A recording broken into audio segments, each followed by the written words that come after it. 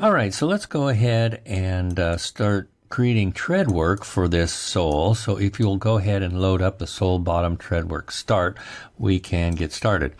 And we're going to do all displacement mapping on this tread, no modeling whatsoever, just displacement mapping. And we're going to use two different types of maps. We're going to use a procedural image, and we're also going to use an image map on here as well, just a standard pixel-based image map.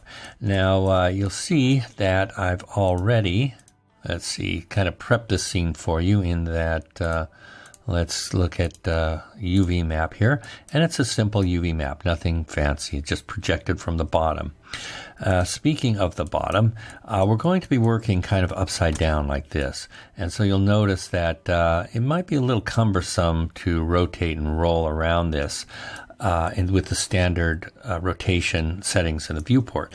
So if I hit my option key here, go to the top where it says drawing and control, we're going to turn default here where it says trackball rotation. We're going to make that yes.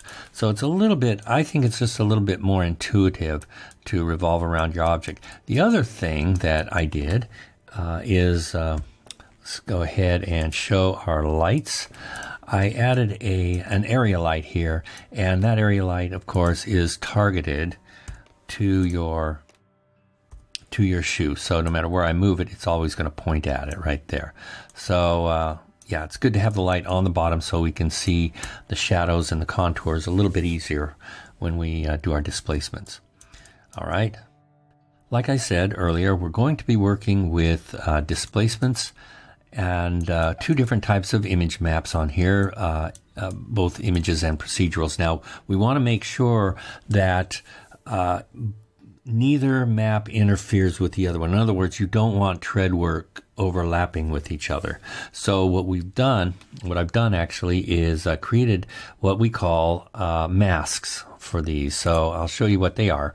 So this first mask, image map, is going to mask the edge of the shoe so that our treads don't exceed the edges here and cause errors.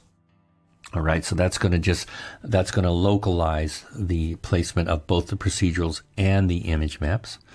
Also, this is how I'm going to divide it. So the white will be one type of map and the black will be another type. But we'll use the same map and I'll just invert it so that the white is a black and the black is a white for the other tread work. And you'll see how that works in a minute. And then we're going to use this map here, which will act like a center line, kind of a gap between the two treads.